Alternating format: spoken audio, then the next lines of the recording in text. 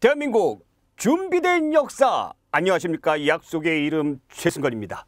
반갑습니다. 네, 반갑습니다. 자, 강좌 오리엔테이션 강좌 소개에서 제가 어떤 사람이고 어떻게 공군부사관 이 강좌 반드시 합격하게끔 만들었는지 제가 안내를 해드렸죠. 만약에 혹시 그거 안 본 우리 수험생 여러분들 계신다면 안 돼요. 그거 꼭 보시기 바라고, 그래서 첫 강 시작하시기 바랍니다. 대한민국의 하늘 바로 여러분들에게 달렸습니다. 반드시 열심히 공부하셔가지고 꼭 합격하시기 바라고, 특히 한국사는 최단기간 아주 재미있고 또 임팩트하게 그래서 100% 시험에 여러분들 정말 쪽집게 무당도 아니지만 그 무당처럼, 쪽집게 무당처럼 여러분들 반드시 시험에서 만점 받을 수 있도록 제가 완벽하게 준비를 했으니까 믿고 따라와 주시기 바랍니다. 대한민국의 역사, 대한민국의 하늘 바로 여러분들에게 달렸습니다. 그 첫 번째로 흥선대원군의 정책에 대해서 알아보도록 합니다. 강의 속으로 출발! 자, 우선 한눈에 보기 있게 쭉 나와 있죠. 그 연표가 쭉 나와 있는데, 흥선대원군이 언제 집권을 했습니까? 1863년도에 여기 딱 보시면 집권을 했어요. 그러면 그 전까지 여러분들 이걸 알아두셔야 되겠죠. 1800년도에 정조가 죽습니다. 그래서 정조의 아들인 어린 순조가 이제 집권하게 되는데, 그러면서 제일 마지막에 철종까지, 그래서 순조, 헌종, 철종 요때까지를 우리가 뭐라고 부릅니까? 세도정치라고 그러죠. 안동김씨, 풍양조씨 노론 중에 특히 특정 가문이 이 정권을 쥐고 지들 멋대로 흔들흔들 멋대로 그냥 하는 거예요. 국정농단하는 겁니다. 그 시기였어요. 그래서 왕권은 뭐 약했고요. 지들 마음대로 왕을 세우고 말고 막 이런 시기니까 백성들 생활은 뭐 굉장히 힘들었겠죠. 그래서 숨죽이고 있던 누가? 왕족인 흥선대원군, 이름이 이항응입니다. 이 흥선대원군이 속으로 어떻게 합니까? 마음의 칼날을 막 가는 거예요. 그래서 내가 반드시 집권해서 이 썩어빠진 이 나라 조선을 어떻게 옳게 올바르게 개혁하리라 딱 한 거죠. 그래서 자기의 어린 둘째 아들인 고종을 즉위를 시킵니다. 그래서 흥선대원군이 즉위를 했고요. 그러면서 어떻게 하죠? 어떻게 하죠? 바로 왕권 강화하기 위해서 임진왜란 불타버린 경복궁을 다시 세우고요. 그 다음에 국정을 농단하는 기구인 비변사를 폐지합니다. 그리고 군대를 장악하기 위해서 삼군부라는 것을 설치를 했죠. 자, 그런데 말이죠. 이제 중국 같은 경우도 그렇고 일본 같은 경우도 그렇고 서양 애들이 들어와 가지고 강제로 개항을 하게 됩니다. 그러니까 그 옆에 있는 우리나라도 역시 마찬가지죠. 그래서 미국 배가 들어와서 행패를 부리는 그런 사건이 발생하죠. 그것이 바로 제너럴 셔먼호 사건이고요. 자, 그다음에 프랑스 함대가 강화도를 정복을 하면서 또 행패를 부리는 병인 양요가 발생을 합니다. 그 다음에 이 당백전이라는 것이 나오는데, 당백전은 뭐예요? 경복궁을 짓는데 이제 돈이 많이 들어갔죠. 그래서 당백, 일당 100이에요. 당시에 유통이 됐던 상평통보의 일당 100배다 해가지고 만든 화폐예요. 그것을 만들어서 경복궁을 짓기 시작을 합니다. 또 백성들의 생활을 안정시키기 위해서 원래 춘대 추나배, 봄에 곡식을 꿔줘가지고 가을에 갚게 하는 그런 복지 정책이거든요. 빈민들 복지 정책. 그 환곡이라고 했는데 그 환곡을 개혁하는 사창제를 실시하고 경복궁 근정정을 완공합니다. 자, 그런데 이제 말이죠. 이 오페르트라는 사람이 생뚱맞게 독일 사람이에요. 이 사람이 말이죠. 이 남연군의 묘를 도굴하는 사건이 발생을 해요. 이 남연군은 고종의 아버지죠. 이 묘를 도굴하는 사건, 도굴을 하려다가 실패를 합니다. 이 부분에 대해서 조금 이따가 제가 설명해 드리도록 하고, 그 다음에 호포제를 실시한다. 자, 호포제는 바로 뭐냐면 이 군대와 관련된 거죠. 군대 안 가는 대시에 당신의 이제 군포라는 그런 옷감을 납부했어요. 굉장히 비싼 거죠. 그래서 영조 때에 이걸 개혁해 가지고 균역법이라고 해서 1년에 한 필 내게 했는데 여기에 수많은 부정과 부패가 들어갑니다. 그 백성들이 굉장히 못 살아요. 원래 16세에서 60세까지 남자가 내게 돼 있는데, 그래서 한 가구별로 한 포씩만 내거라. 그래서 굉장히 개혁적인 거죠. 이 부족한 것은 누구도 내라? 양반 너네들도 내거라 하는 겁니다. 자, 그 다음에 신미양요가 일어났는데 이 미국 함대가 또 강화도를 쳐들어와요. 뭘 핑계를 대가지고? 제너럴 셔먼호 사건을 핑계대서 강화도를 또 쳐들어옵니다. 자, 그래서 미국 함대를 물리치고 그 다음에 전국에 척화비라는 비석을 건설을 딱 심어놔요. 비석을. 흥선대원군이. 이 비석의 내용이 바로 뭡니까? 서양 오랑캐가 쳐들어왔을 때 싸우지 않고 화해를 주장하는 것은 곧 나라를 팔아먹는 것이다 라는 아주 강력한 의지의 비석을 설치를 딱 합니다. 자, 그리고 시간이 지나가지고 고종이 이제 어른이 됐어요. 어른이 돼서 20살 넘어서. 그래서 고종이 직접 정치를 딱 합니다. 그럼 이제 흥선대원군은 어떻게 물러나죠? 물러나는데 좋게 물러나는 게 아니라 삐져가지고 물러나요. 자, 그러던 사이에 일본의 군함인 운요호가 괜히 우리나라 앞바다를 어슬렁어슬렁 거려가지고 우리나라 해안포대하고 이렇게 마찰이 딱 생기는 그런 사건이 발생합니다. 이거를 핑계로 삼아가지고 일본의 해군이 어마어마하게 쳐들어와서 함포를 갖다 뻥뻥 쏴대는 그런 사건. 그래서 우리나라 정부가 깜짝 놀라서 일본의 요구를 들어주는 강화도 조약을 체결하게 된다. 이것이 1876년이다. 이 1876년에 일본의 문호를 개항하면서 우리가 문을 활짝 연다 해서 개항, 개화라고 이야기를 합니다. 그래서 우리가 쇼크를 받아요. 아유, 저렇게 찌질이 쪽발이 일본이 말이야 저렇게 잘 나가고 강해졌어? 야, 왜 그러지? 하면서 그러면 열심히 가서 살펴보고 오거라, 배워가지고 오거라. 그래서 일본의 1차 수신사를 파견하게 된다라는 거죠. 자, 한눈에 보기 하! 2차 수신사도 파견해요. 두 번째로 2차 수신사 김홍집을 파견합니다.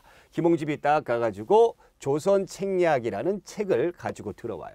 자, 이 조선책략이라는 책이 뭐냐면 청나라 외교관이 이거 지은 책인데 러시아가 슬금슬금 내려오려고 그러거든요. 그래서 러시아가 무서운 거야. 그래서 청나라 외교관이 조선이 러시아를 막기 위해서는 중국하고 친하고 일본하고 맺어지고 미국하고 연결돼야 된다라는 내용입니다. 예, 그 내용인데 이걸 가지고 들어와서 고종이 복사를 해서 뿌려요. 야, 뿌리는데 그냥 어마어마하게 전국에서 그냥 반발을 하는 거지. 서양 오랑캐 외놈들하고 뭘 친하느냐 막 그러면서 전하 그러시면 아니 되옵니다. 어쨌거나 저쨌거나 네, 이렇게 해가지고 개화 정책을 단행해야 되겠다라는 그런 마음을 갖는 거죠. 그래서 통리기무하문이라는 중국의 어떤 그 개화를 하는 그런 기관의 명칭을 본받아가지고 이것을 딱 설치를 한다라는 겁니다. 더 나아가서 일본에 한 번 더 보내요. 조사실 차단. 그 다음에 청나라. 당시 중국의 나라 이름이죠. 청나라 것을 또 공부하고 와거라 해가지고 영선사를 파견하고요. 자, 그 다음에 이제 우리도 신식 군대를 만들어 봅시다. 그래서 별남부대, 별기군을 창설합니다. 별기군. 자, 그리고 나서 이 조선 책략의 영향으로 인해서 우리나라가 서양 국가하고는 최초로 미국하고 조약을 딱 맺습니다. 자, 그런데 이 별기군만 이뻐해 주는 거야. 그 원래 있었던 군인들은 월급을 안 주네. 그래서 불평불만이 막 생겨나가지고 결국에는 원래 군인들이 별기군을 혼내주면서 일어난 사건이 발생하는데 그것이 바로 무엇이다? 임오군란이다. 임오년에 일어났던 군인들의 반란이다. 아이고, 그래가지고 당시에 이 정책을 주도했던 이 고종의 비죠. 명성황후가 민씨거든요. 이 민씨 세력들이 이렇게 집권을 했었어요. 그러다 보니까 이 구식군인들이 딱 들고 일어나가지고 민씨 세력들을 몰아냅니다. 명성황후 도망가고요. 그래서 명성황후가 가까스로 누구한테 부탁을 해? 청나라한테 부탁을 해. 아, 오라버니 좀 도와주세요. 그랬더니 청나라 애들이 알았다 해가지고 청나라 군대가 들어와서 임오군란을 딱 정리를 딱 하는 거죠. 그 대가가 있어야 될 거 아니에요. 세상에 공짜가 어디 있어? 그렇죠? 그러면서 청나라 애들이 이 상업과 관련돼 가지고 이 장사하는 거 얘기하는 거죠. 이 상업과 관련돼서 우리는 육지와 물길을 다 마음대로 돌아다닐 수 있도록 해달라 해가지고 조선이 어쩔 수 없이 들어줍니다. 그것이 바로 조청상민 수륙 무역장정이라고 합니다. 자, 그러면 아까 이제 여기 있지만 통리기무하문 하면서 막 개화정책을 막 했어요. 그러면서 이제 근대식 기구가 나오게 되는데 바로 인쇄하는 기관인 방문국을 설치하면서 한성숭보라는 최초의 근대식 신문이 발간이 되고요. 자, 그 다음에 미국까지 가가지고 미국과 수호했으니까 미국에 발달된 문물을 보고 옵니다. 근데 미국이 엄청나게 넓잖아요. 아, 그런데 물자가 자유롭게 막 왔다 갔다 하는 거야. 왜 그런가 봤더니 얘네가 우편제도가 있대. 그래서 우리나라도 우편제도를 만들어야 됩니다 해가지고 우정총국을 설치하는데 최초에 그래서 우정국이 생겨나는데 이 우정국 개국식에 오픈하는데 이 마음이 급한 급진계하파들이 정권을 탈취하기 위해서 일을 내요. 그것이 바로 갑신정변이다라는 거죠. 이 갑신정변도 역시 청나라 군대의 간섭으로 인해서 3일 만에 끝나버린다라는 얘기입니다. 이러다 보니까 우리나라의 청나라와 일본이 서로 티격티격 하는 그런 상황이 벌어지게 되는 거예요. 우리나라 정부는 너무 무서운 거야. 그래가지고 얘네들을 견제할 세력이 뭐가 있을까? 그래서 맨 처음에 두려워했던 러시아를 끌어들이려고 노력을 해요. 그래서 러시아와 비밀리에 조약을 맺습니다. 아이고 그것을 기가 막히게 누가 알아? 영국이 알아버렸네. 영국 애들이. 그래서 영국 애들이 우리나라 남해안에 검은도를 딱 점령을 하면서 영국 해군이 내려오면 죽는다 딱 하는 검은도 사건이 발생하게 되는 겁니다. 그러니까 우리나라에 힘이 없으니까 이런 일들이 발생하는 거죠. 자, 그리고 나서 함경도에서 방공령이라는 것이 실시가 되는데 강화도 조약 당시에 일본 애들이 우리나라의 쌀들을 많이 가져가려고 그래요. 근데 이제 우리가 미국과 수호 조약을 맺으면서 이 무역하는 그런 관계를 일본하고도 좀 수정을 합니다. 우리가 이제 쌀이 없어질 때에 여기 이렇게 각 도별로 있는 도지사, 즉 관찰사들이 한 달 이전에 일본 영사관에 얘기를 딱 하면은 쌀을 가져갈 수 못하도록 하는 그런 방공령이 있었어요. 이 방공령을 딱 실시를 했는데 부족한데 일본 애들이 오히려 화를 내고 행패를 부려가지고 우리가 배상금을 물게 하는 거죠. 그러니까 가뜩이나 우리나라에 쌀이 없네. 또 관리들은 부정부패. 그래서 특히 이 평야가 많은 우리나라 남쪽 지방, 이 남쪽 지방에 있는 농민들이 너무너무 못 살겠는 거야. 그래서 못 살겠다 해가지고 들고 일어난 것이 바로 여기 나와 있는 동학이 일리 가야 되겠죠. 동학농민운동이다라는 겁니다. 너 일리 오세요. 일리 동학농민운동. 자, 동학농민운동이 다 일어났는데 우리나라 정부가 이 동학농민운동을 진압을 못해. 역시 또 누구한테 부탁을 해? 청나라한테 부탁을 하는 거야. 근데 청나라가 갑신정변 이후에 일본하고 조약을 맺으면서 어떤 조약을 맺냐면 텐진 조약이라고 해가지고 이제 군대를 조선에 파병할 때 서로 연락해서 같이 오는 거야. 이런 조약을 어이없게 맺었어요. 그러면서 이제 청나라 부대 오니까 자동봉으로 누구도 와요? 일본 부대도 오게 되는 거죠. 그러면서 청나라와 일본이 우리나라를 서로 먹기 위해서 청일 전쟁을 일으키게 된다. 결론적으로 누가 이깁니까? 일본이 이기게 되죠. 자, 이것이 우리가 한눈에 봤던 우리가 연대표였습니다. 자, 그럼 본격적으로 오늘 흥선대원군의 집권과 개혁 정치에 대해서 들어가 보도록 하겠습니다. 흥선대원군 왕족이죠.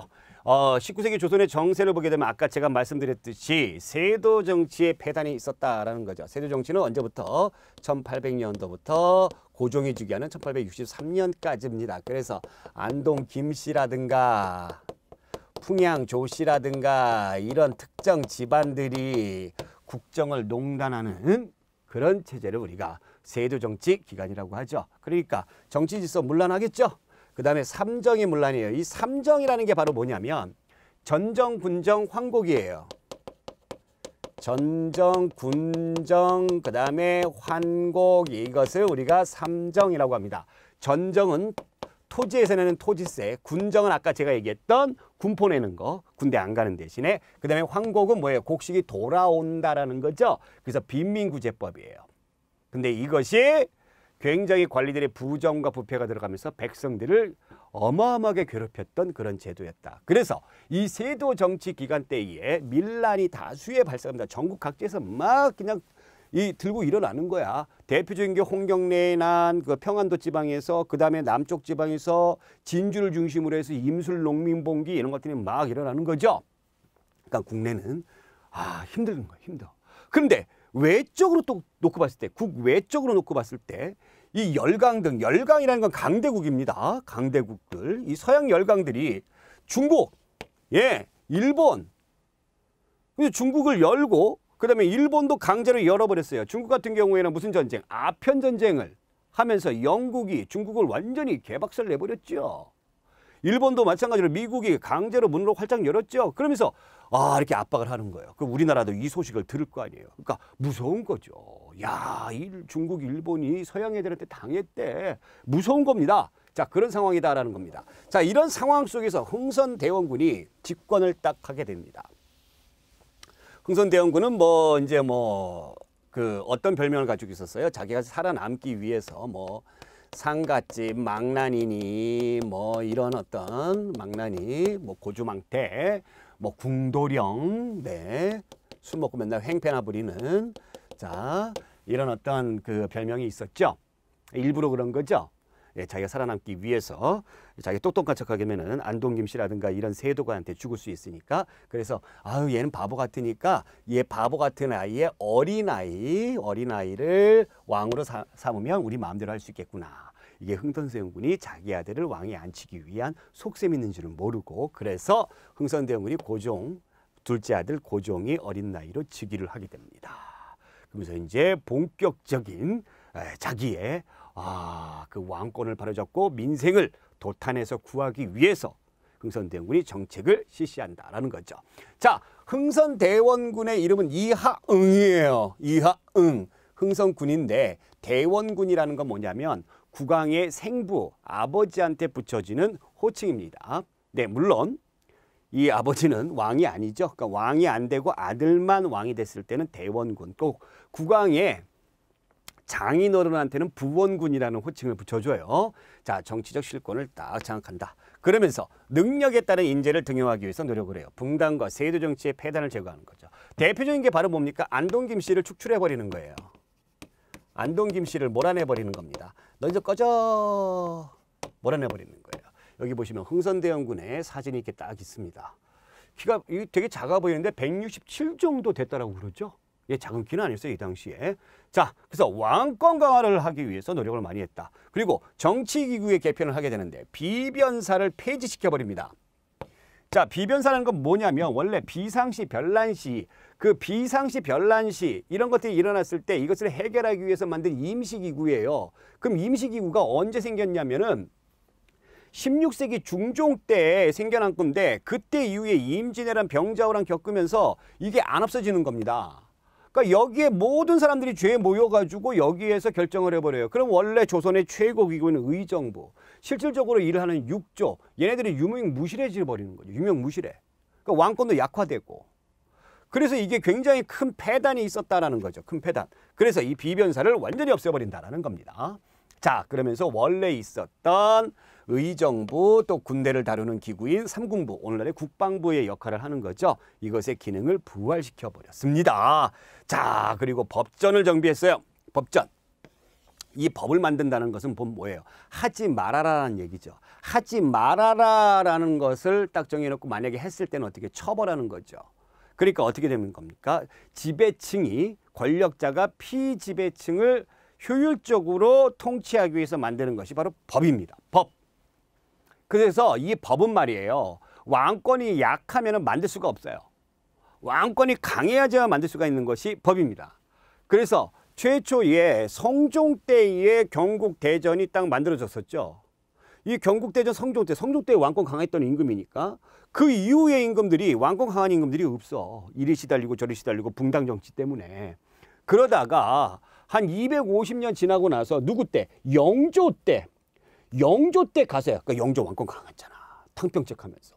영조 때 가서야 이 경국대전에 속편이다 해서 속대전이 딱 나오게 되는 겁니다. 그 다음에 임금은 누구예요? 또 그 조선의 르네상스 시기를 열었던 정조죠. 정조도 왕권 강했습니다. 그러니까 속편 나왔으니까 뭐 통합편 나오는 거예요. 그래서 대전통편이에요. 대전통편. 자, 그 다음에 흥선대원군. 물론 아들이 임금이지만 흥선대원군이 왕권 강하잖아요. 그렇죠? 권력 강하잖아요. 그렇기 때문에 법전 또 만드는데 통합편까지 나왔으니까 이제 회고편. 대전 뭐 회통 이렇게 딱 나온다. 대전 회통. 꼭 알아두시기 바랍니다. 그리고 육전조례. 이것도 전. 법전이죠. 법전. 예. 그래서 조례. 우리가 배웠잖아요. 조례. 지방자치단체, 지방의회에서 만드는 그런 그 법규를 우리가 조례라고 그러죠. 그래서 법전입니다. 그래서 각종 법전을 정비를 시켰다라는 거죠. 이러면서 왕권을 슬슬 강화하기 시작합니다. 자, 그 다음에 백성들의 생활을 안정시켜야 되겠죠. 백성들의 생활이 안정돼야지 세금을 잘 내가지고 국가 재정이 튼튼해질 거 아닙니까? 그래서 세조 정치 기간에 문란이 있었던 삼정을 개혁하는데 특히 토지세를 개혁하는 거 우리가 양전사업이라고 불러요.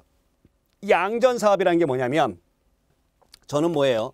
토지전자죠. 토지를 뭐 하는 겁니까? 측량하는 겁니다. 측량해가지고 이런 양반들이 세금 안 내려고 숨겨놓은 토지 있죠. 탈세하기 위해서. 그런 거 찾아내고 또 그다음에 백성들의 땅을 불법으로 빼앗아간 거 그것도 찾아내가지고 백성들에게 돌려주는 겁니다. 그래서 양전사업하면 아 전정을 개혁했구나. 자 그다음에 군포 내는 거라고 그랬죠. 군포 내는 거. 원래 16세에서 60세 즉 16세에서 60세까지의 남자들이 군포를 냅니다. 군대 가는 남자들이 몇 필 내게 돼 있어요? 한 필 내게 돼 있어요. 한 명당 한 필이에요. 그것을 어떻게 하는 거죠? 호포제라고 해가지고 호포제. 이 호라는 게 뭐죠? 1가구예요. 한 가구. 그래서 우리가 주소 얘기할 때 몇 동 몇 토 그러잖아요. 한 가구별로 하나만 내거라라는 겁니다. 아 이러다 보니까 백성들이 부담이 굉장히 줄어버리죠. 자 줄은 게 이게 부족해져 국가 재정이. 그래서 양반 너네들도 내라고 하는 거죠. 양반들 좋아해요 싫어해요? 싫어하죠. 왜 우리가 군포를 내줘? 막 이러니까 아니 그러면 백성들이 이렇게 삶이 힘든데 한 가구에 하나 내는 건데 너네 그것도 못 낸단 말이야? 딱 그러니까 양반들이 속으로는 싫지만 가만히 찌그러져 있는 거죠. 양반들에게도 군포를 징수한다. 자 황곡은 원래 뭐라고 그랬어요? 빈민구제법이라고 그랬어요. 이게 뭘로 전락을 합니까? 고리대로 전락을 합니다. 고리대. 그래서 높은 이자를 붙여가지고 대출하는 거죠. 그래서 백성들이 굉장히 힘들었던 것이죠. 그래서 이것을 사창제라는 것이 개혁하는데 사창제, 마을 사자예요. 창은 창고예요. 그 마을에 백성들을 위해서 창고를 하나 딱 만들어가지고 이 곡식을 잘 보관하는 겁니다. 그러면 이 창고를 누가 관리하는 겁니까? 그 마을 사람들이 누구나 다 인정하고 누구나 다 이렇게 엄지척 할 수 있는 그런 인품이 훌륭하고 믿음직스러운 그런 사람. 마치 나와 같은 그런 사람에게 이 창고를 딱 맡기는 거예요. 자, 이것이 바로 삼정의 개혁이다라는 겁니다. 자, 그 다음에 대단하고 굉장한 또 정책이 있습니다. 그것이 바로 무엇이냐? 서원을 정리시켜버렸다. 서원은 원래 16세기 때에 양반들이 자기 동네에다가 집에다가 만든 도서관이죠. 도서관인데 여기에 모여가지고 뭐 했어요? 맨날 지들끼리 작전회의하고 그러면서 붕당. 그래서 붕당 정치의 근원이 되는 것이 바로 이 서원이었죠. 그리고 이 서원에서 백성들 상대로 또 고리대업하고. 그래서 굉장히 안 좋은 점들이 이 서원에서 많았습니다. 그래서 전국에 600개가 넘는 서원이 있었는데 죄 없애버리고 정말 좋은 서원 47개만 딱 남겨버렸다라는 거죠. 그러니까 양반들이 또 들고 일어나가지고 막 항의하고 상소하고 경복궁까지 막 몰려오고 난리가 딱 했어요.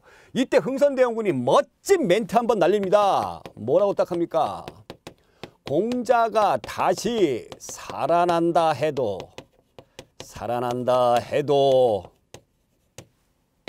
진실로 백성에게 해를 끼치면 용서치 않겠다라고 이야기를 합니다. 아주 멋진 멘트 딱만. 아무리 공자라고 하더라도 너희들이 좋아하는 사람이 공자 아니냐? 유교를 만든 사람이니까. 공자가 다시 살아난다 해도 백성에게 해를 끼치면 용서치 않겠다. 그런데 이 서원이 백성들에게 그렇게 큰 해를 끼치는 것이 아니냐라고 딱 이야기를 합니다. 대단한 일을 한 거죠. 자, 그 다음에 왕실의 권위를 높이기 위해서 경복궁을 딱 세운다라는 거죠. 자, 원래 경복궁은 언제? 임진왜란 때. 임진왜란은 언제 일어났죠? 1592년에 일어났습니다. 임진왜란 때 불타없었어요. 누가 불탔어요? 외놈들이 불탔어요? 아니에요. 우리의 백성들이 불탔어요. 왜? 당시 임금인 선조가 밤에 몰래 도망가가지고 그래서 백성들이 화가 나가지고 불태 없애버렸습니다. 이게 원래 서울에 5개의 궁궐이 있는데 제일 중요한 그 주궁이죠. 법궁이라고 하는데 이것이 불태 없어버렸어요. 그래서 이것을 다시 세웁니다. 왕실의 권위를 높이기 위해서. 근데 돈이 많이 들어가잖아. 돈이 어마어마하게 많이 들어갑니다. 그러면서 원납전을 징수한다. 원납전이라는 게 뭐냐? 원하는 사람은 납부하세요. 일종의 기부금입니다. 기부금. 기부금. 경복궁이 불태 없어졌는데 이거 다시 세우기 위해서 돈이 필요하니 기부금을 내라. 원하는 사람 납부해라. 근데 내요 안 내요? 안 냅니다. 안 내니까 강제로 징수해. 그래서 원하는 사람이 아니라 나중에는 이 양반들이나 백성들이 이 원망한다 해가지고 원망할 원자로 바꾸어서 불렀다라고 얘기하죠. 자, 이건 기부금의 명칭이에요. 화폐 이름이 아닙니다. 이거 주의해야 돼요. 화폐 이름은 여기 나와 있는 당백전이에요. 당백전. 여기 당백이라고 돼 있죠. 상평통보에 당시 유통이 되던 상평통보에 몇 배의 가치? 100배의 가치를 지닌다 해서 당백전인데 실질적으로는 우리 교재에는 한 뭐 상평통보에 뭐 10배 정도밖에 안 된다 뭐 이렇게 얘기하는데 실질적으로는 5배에서 6배 정도의 가치밖에 안 된다고 합니다. 어찌됐건 상평통보다는 많은 가치를 가지고 있는 그런 화폐죠. 이것을 만들어 가지고 남발을 해버려요. 그럼 어떻게 됩니까? 물가가 올라가겠죠. 물가가 쭉쭉쭉쭉 올라가 버립니다. 물가가 올라가지고 결국에는 백성들의 삶도 힘들어지더라라는 거죠. 그리고 경복궁 세기 위해서 나무가 많이 필요하죠. 그래서 양반들의 묘지 근처에 가면 나무가 좋은 게 많이 있어. 그걸 배 가지고 오는 것이고 또 이 공사에 백성들을 동원합니다. 자, 그러다 보니까 경복궁 중건과 관련돼 가지고 양반, 백성 모두 다가 불만이 있었다라는 거죠. 자, 제가 이제 도움 자료를 준비를 한번 해봤습니다. 여러분들이 이해를 돕기 위해서 도움 자료를 힘차게 준비를 해봤어요. 이 서울에 가게 되면 이제 경복궁이 딱 있습니다. 이 경복궁 맨 앞에서 제일 보이는 큰 건물이죠.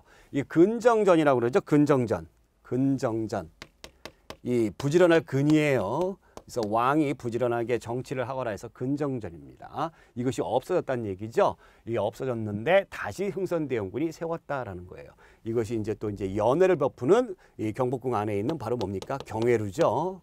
경회루. 자, 흥선대원군 때 만들어진 것인데 여기 아래에 이쪽에 있는 사진 한번 볼게요. 이게 여기 보이시는 이 문이 바로 뭐냐면 문 3개가 있죠. 이게 광화문입니다. 광화문. 경복궁의 정문이에요. 예, 광화문이 딱 있어요. 근데 여기에 이런 빌딩이 이렇게 딱 있네요. 이것이 바로 뭐냐면 조선 총독부입니다. 우리가 일본 애들한테 국권을 빼앗기고 나서 이 일본 애들이 이 근정전, 원래 광화문에서 이렇게 근정전이 여기 보여야 되는데 이걸 가로막아버린 거예요. 가로막아버린 거예요. 이게 조선 총독부예요. 그래서 1996년대, 96년도 그때에 당시의 대통령이었던 김영삼 대통령이 이 조선 총독부 건물을 없애버립니다. 없애버려서 지금 여기에 나와 있듯이 이렇게 되는 거죠. 광화문, 그 다음에 근정전이 쫙 보이게 되는 거죠. 참고로 여기 있는 요 건물이 여기 청와대예요. 청와대. 청와대. 이 청와대가 자리가 안 좋은데 왜 안 좋을까요? 이 청와대 자리가 조선 총독부잖아요. 이게. 그래서 조선 총독의 관사입니다. 이게. 관사예요. 그 자리를 그대로 사용하고 있다라는 겁니다. 자, 그러면 흥선대원군의 개혁의 의의와 한계 한번 보겠습니다. 전통적 통치제의 재정비. 그러니까 전통적 통치제를 재정비한 것이지 뭔가 급변하는 세상에 있어서 그것을 개혁하거나 그러지는 않았다라는 겁니다. 네. 자, 그래서 그런 내용들이 여기 나와 있는 거고 여기에 흥선대원군의 개혁 의지를 담은 또 아주 중요한 멘트를 한번 읽어보겠습니다. 나는 천리를 끌어다 지척으로 삼고 태산을 깎아 평지를 만들 것이며 남대문을 3층으로 높이려 한다. 이렇게 탁 멋있는 멘트를 남겼어요. 아, 멀리 있는 천리에 있는 사람을 가까이, 즉 종친. 예. 그래서 그 왕족들을 우대해 주겠다라는 얘기고 태산을 깎아 평지를 만든 높은 산, 태산. 즉 노론을 억압한다. 안동 김씨, 특히 안동 김씨 너네들을 몰아내겠다라는 거고 남대문을 3층으로 높이려 한다. 당시에 정권에서 소외되었던 붕당 중에 하나인 남인들, 그래서 남대문이죠. 남인들을 등용하겠다라는 의지를 말해주고 있습니다. 자, 그러면 흥선대원군 때의 정책 가운데서 이제 국외 정치에 대해서 보겠습니다. 자, 이제 서항 열강이 들어오게 되는데 당시의 배경을 보게 되면은 이양선이 출몰 합니다. 이양선, 서양 오랑캐들의 배다라는 거죠. 대표적인 것이 여기 이렇게 생긴 배인데 이 양선이 여기 지도 보게 되면은 제가 준비한 자료 보면은 이게 이 양선이 굉장히 많이 들어와요. 많이 들어와. 그러니까 무서운 거예요. 또 중국도 당하고 일본도 당했다라는 소식이 막 들려오니까 무섭습니다. 사실 요거는요 제너럴 셔먼호예요. 제가 조금 이따 이제 설명할 거고, 그 다음에 로마 카톨릭이죠. 일요일마다 성당 가는 천주교의 교세가 막 확대되기 시작을 했어요. 그러다 보니까 이제 서양 프랑스 선교사들 신부님들이 들어와서 열심히 포교 활동을 막 합니다. 그러면서 서양 상품이 유입이 되죠. 또 아까 제가 얘기했던 영국과 프랑스가 베이징, 중국의 수도인 베이징까지 점령하면서, 그러면서 이 베이징 조약을 청나라하고 맺는데 베이징 조약을 해야 된다라고 주선했던 사람이 바로 러시아예요. 그 러시아가 니네 싸우지 말고 화해를 해라. 그 조약이 베이징 조약이에요. 이 베이징 조약을 딱 맺는데 러시아가 그러면 나도 뭐 하나 해줘야지, 내가 수고했는데 딱 해가지고 연해주 요쪽 지역을 러시아가 차지하게 됩니다. 그러면서 러시아하고 우리나라하고 국경을 마주하게 되는 것이죠. 아시겠죠? 자, 그런 상황 속에서 이제 흥선대원군이 국외 정책을 어떻게 하느냐라는 것을 알아보도록 합니다. 우선 흥선대원군의 국외 정책을 뭐라고 하느냐? 통상수교 거부정책이라고 이야기를 딱 해요. 통상수교 거부정책. 외국 애들하고는 서양 애들하고는 수교하지 않겠다라는 겁니다. 교역하지 않겠다라는 거예요. 통상수교 거부정책. 그 첫 번째로 병인 박해가 일어납니다. 자, 1866년이라고 딱 돼 있죠. 병인 박해, 병인년이에요. 자, 프랑스 선교사의 알선. 흥선대원군이 원래는 러시아가 무섭기 때문에 이 러시아의 남하를 중국에 있는 프랑스 함대를 이용해서 막아보려고 했어요. 마침 우리나라의 프랑스 선교사가 이 천주교를 전파하고 막 그랬기 때문에 이 프랑스 선교사 알선해가지고 러시아 남하를 견제하려는 의도가 프랑스가 거부를 딱 하면서 실패한 거예요. 그러면서 이제 흥선대원군의 개혁 정책 중에 양반들이 싫어하는 거 있죠. 뭐 서원철배하고 뭐 호포제 실시하고 묘지림 배버리고 막 이런 것들. 그래서 흥선대원군이 미워가지고 탄핵의 위기에 몰렸어요. 흥선대원군이 자기가 이제 수세에 몰리는 거야. 그래서 안 되겠다 해가지고 천주교를 박해하기 시작하는 겁니다. 그래서 이 당시에 프랑스 신부가 9명이나 죽고 천주교 신자들, 우리나라에 있는 천주교 신자들이 8천여 명이 처형이 됐던 천주교 5대 박해 가운데서 가장 큰 박해가 대한군 때 있었던 병인 박해다라는 거죠. 자, 그래서 이것을 핑계로 해서, 이것을 이유로 들어서 프랑스 함대가 들어오게 되는 거죠. 프랑스의 로즈 제독이 희생자에 대한 보상, 관계자 처벌, 통상조약 체결 등을 요구하며 강화도를 딱 점령합니다. 서울 옆에 있는 강화도, 여기를 딱 점령해요. 이때에 한성근 양원수 부대가 항전을 딱 해가지고 프랑스 군대를 물리칩니다. 그래서 여러분들 이거 잘 외워두세요.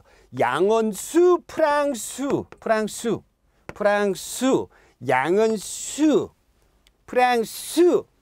아시겠죠? 그래서 딱 물러가요. 프랑스 함대가. 물러가는데 그냥 물러가느냐? 아니에요. 이 도둑놈들이죠. 강화도에 바깥에 있는 규장각이다 해서 외 규장각이라고 있었거든요. 여기에 있는 도서를 약탈해 갑니다. 약탈해 가요. 나쁜 놈들이죠. 그래서 대표적인 그 약탈했던 그 도서가 뭐가 있냐면 조선왕조 의궤입니다.